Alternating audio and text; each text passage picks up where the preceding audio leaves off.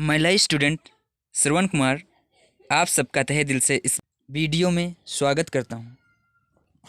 अभी तक हम पिछले वीडियोस में लॉ ऑफ टॉर्ट के जो 2 टाइप्स ऑफ वायलेशन पढ़े हैं उससे रिलेटेड लीगल रीजनिंग के क्वेश्चन सॉल्व करेंगे और ये सभी क्लेट के न्यू पैटर्न पर बेस्ड हैं और इसमें मैं इजी तरीके बताऊंगा कि कैसे आप इसे सॉल्व करेंगे, इसलिए वीडियो को अंत तक देखें।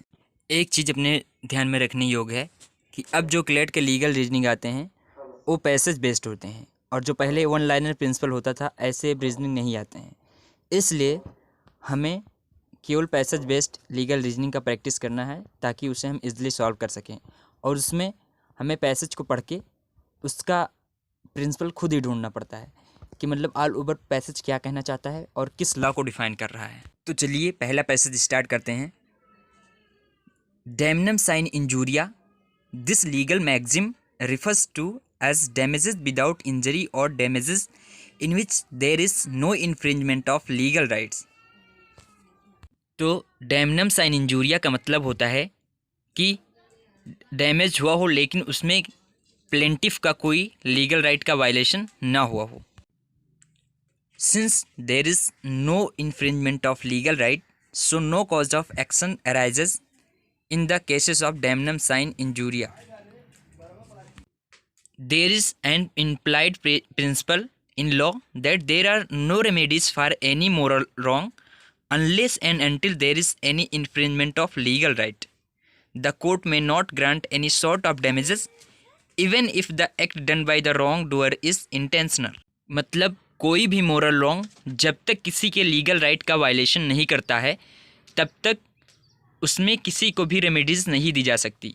यहाँ तक कि अगर व्यक्ति उसमें इंटेंशनली कोई रॉन्ग कमिट करता है और जो मतलब मोरली रॉन्ग है बट किसी भी व्यक्ति के लीगल राइट का वायलेशन नहीं करता है तो उसमें उसे कोई भी डैमेज नहीं ग्रांट किया जा सकता है even by court.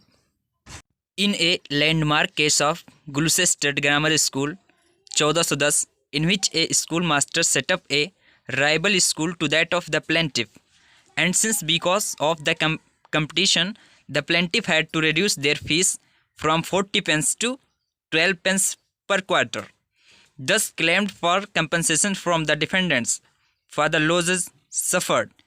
It was held that plaintiff had no remedy for the losses suffered since the act though morally wrong has not violated any legal right of the plaintiff.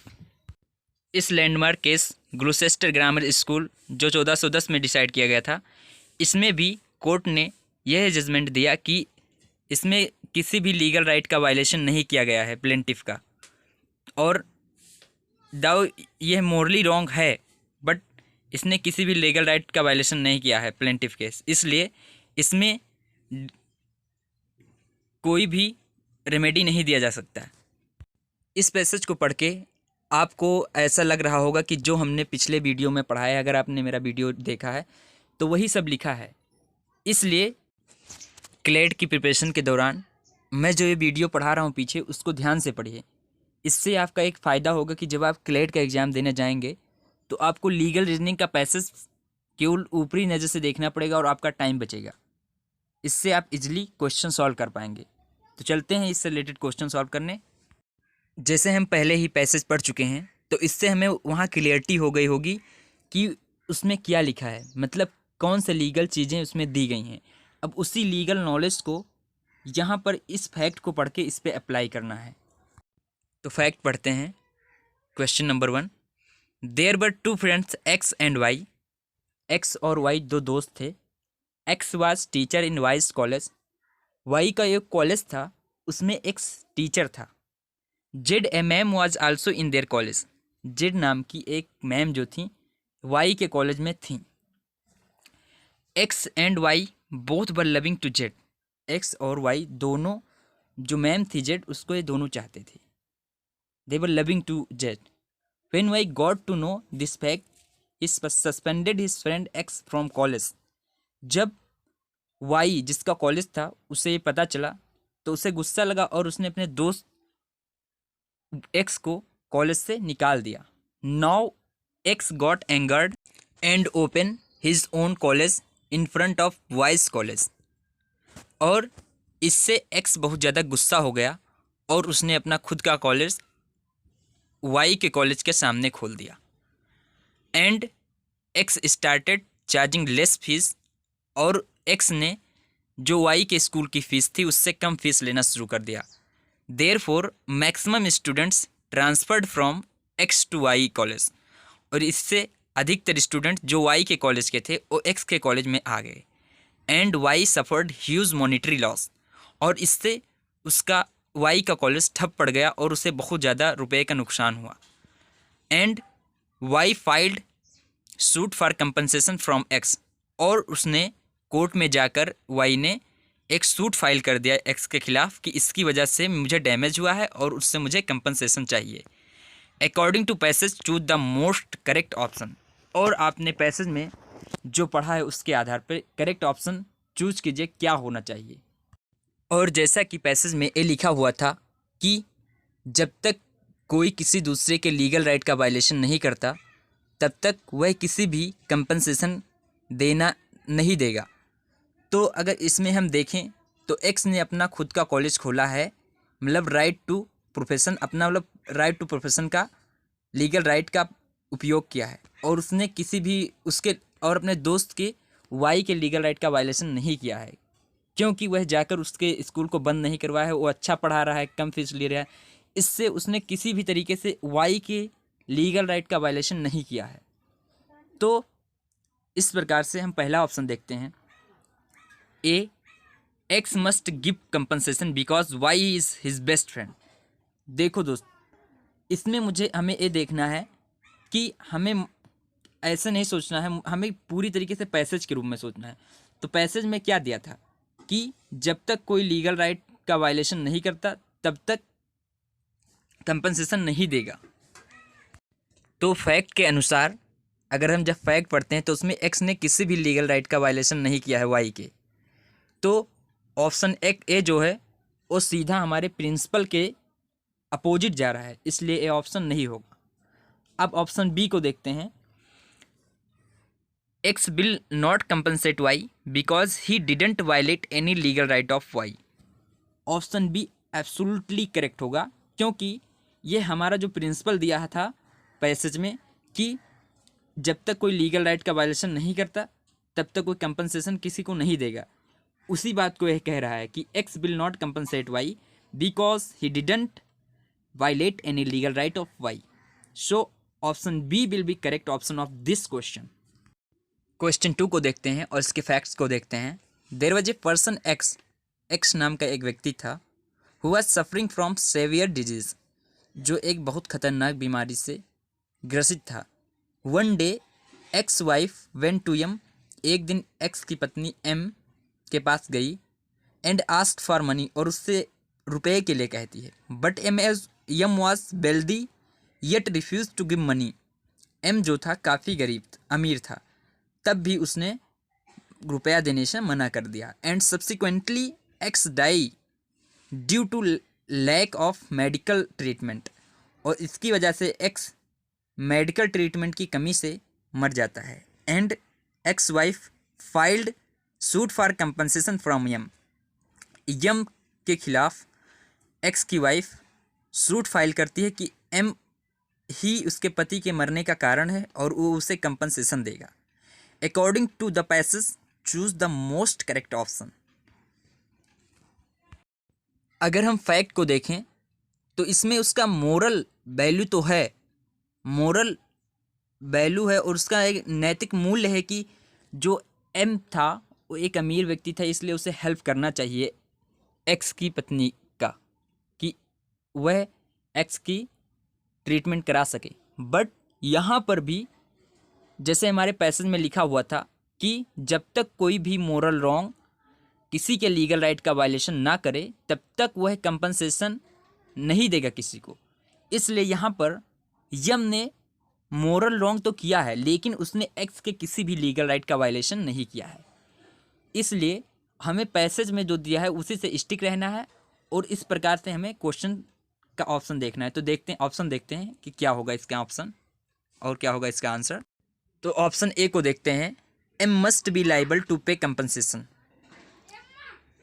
अगर हम मोरली सोचें तो ये option सही होगा ए।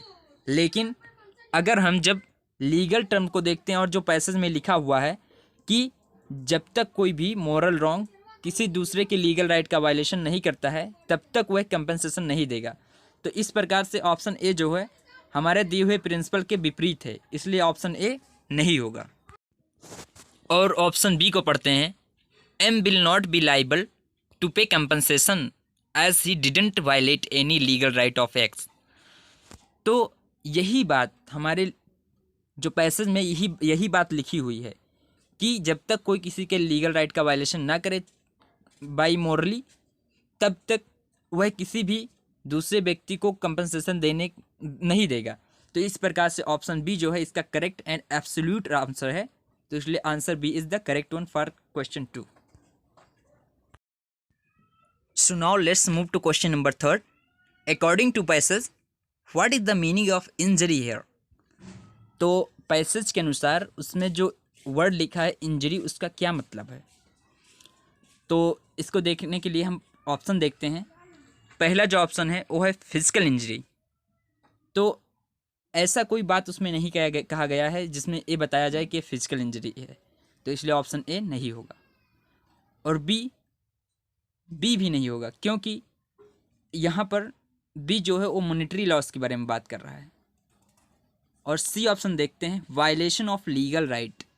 अगर हम ध्यान से पढ़ें डैमनम साइन इंजूरिया, तो वहाँ पर इंजूरिया का सीधा सा मतलब या इंजरी का मतलब वायलेशन ऑफ लीगल राइट्स है, तो इसलिए option C is the correct option. So let's move to question number 4। What was the decision of Gloucester grammar school. तो ग्लूसेस्टर ग्रामर स्कूल का क्या डिसीजन था, तो उसे हम पैसेज पढ़ते समय उसे क्लियरली समझ में आ गया होगा, और इसलिए ऑप्शन ए जो है इसका करेक्ट आंसर है कि no compensation can be given since there was no legal right violation of plaintiff. This was the judgement और decision of Gloucester grammar school case. Now let's move to question number 5। Which option is correct as per the passage. Passage को पढ़ने के बाद इसमें से हमें छांटना है कि ए बी सी डी में कौन सा ऑप्शन सही है।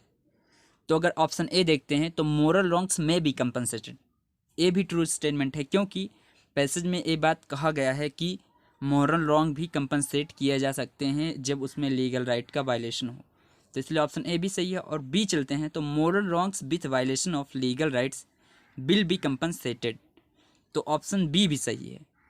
तो इसलिए अगर देखें तो ऑप्शन ए और बी दोनों सही है, तो इसलिए ऑप्शन बी इसका करेक्ट ऑप्शन होगा।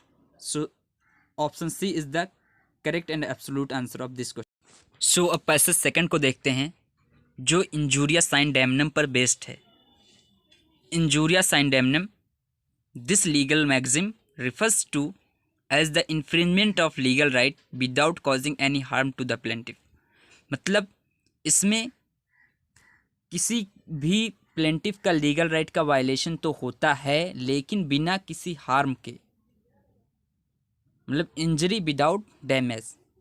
Every person has right to his property, immunity of hide या hid person and infringement of this right is actionable per se. The law provides liberty to every person whose legal right has been infringed to seek relief under the provisions of specific relief act by way of injunction and declaration। तो जिस भी व्यक्ति का legal right का violation हुआ है उसे relief provide कराया जाएगा under the provisions of specific relief act, और यह बाय इंजंक्शन और डिक्लेरेशन के द्वारा किया जा सकता है। In the landmark case of SB versus white 1703, wherein the plaintiff was a qualified voter at the parliamentary elections which were held at that point of time, the defendant, a returning officer, wrongfully refused to take the plaintiff's vote.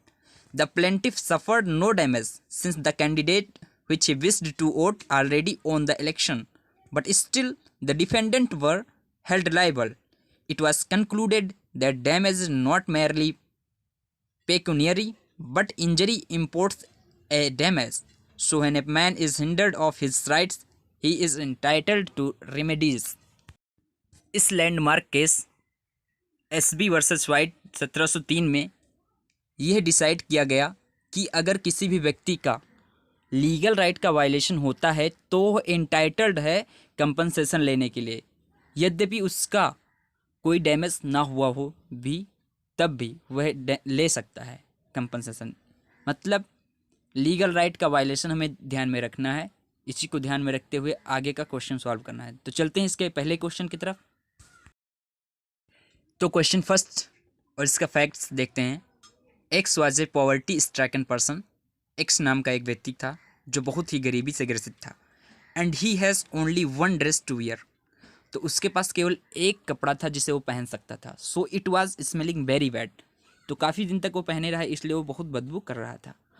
He was valid voter and reached to the booth at correct time. वह एक valid voter था, उसमें कोई fraud नहीं था और वह सही टाइम पर बूथ पर पहुंच जाता है। But returning officer did not allow him to vote. लेकिन रिटर्निंग ऑफिसर जो वहाँ पर था बूथ पर, वो रिटर्निंग ऑफिसर उसे अलाउ नहीं करता है वोट करने के लिए। When result came the person won for whom X was wanting to vote. X जिसको वोट करना चाहता था वह लास्ट में रिजल्ट आने पर जीत जाता है। So if you R A जज, अगर इस केस में आप एक जज हों तो what will be your decision after reading facts and passage. तो आपका क्या डिसीजन होगा आप अगर पैसेज 2 को पढ़ें और इस फैक्ट जो दिया है इसे पढ़ के आपका क्या डिसीजन होगा। तो हम देखते हैं इसके ऑप्शन। हमें पैसेज 2 के रूल्स को फॉलो करना है, उसमें जो लिखा हुआ था या जो लॉ दिया हुआ था। तो हम इसके फर्स्ट ऑप्शन को देखते हैं। A, returning officer was correct, he must not allow such bad people. तो ऑप्शन ए जो है वो रॉन्ग होगा, क्योंकि ऐसा कोई भी बात पैसेज में नहीं कहा गया है, ऐसा कोई लॉ उसमें डिफाइन नहीं किया गया है। तो ऑप्शन बी पर मूव करते हैं। Returning officer will not have to compensate X because result was in his favour. Option B भी करेक्ट नहीं है, क्योंकि पैसेज में अगर हम ध्यान से पढ़ें तो उसमें लिखा गया है कि अगर किसी के लीगल राइट का वायलेशन हुआ हो तो उसे कंपनसेट करना पड़ेगा, चाहे भले ही उसका कोई डैमेज ना हुआ हो। तो ऑप्शन बी भी गलत है, क्योंकि रिटर्निंग ऑफिसर ने उसके लीगल राइट का वायलेशन किया है, राइट टू वोट को, इसलिए वो कंपनसेट करेगा।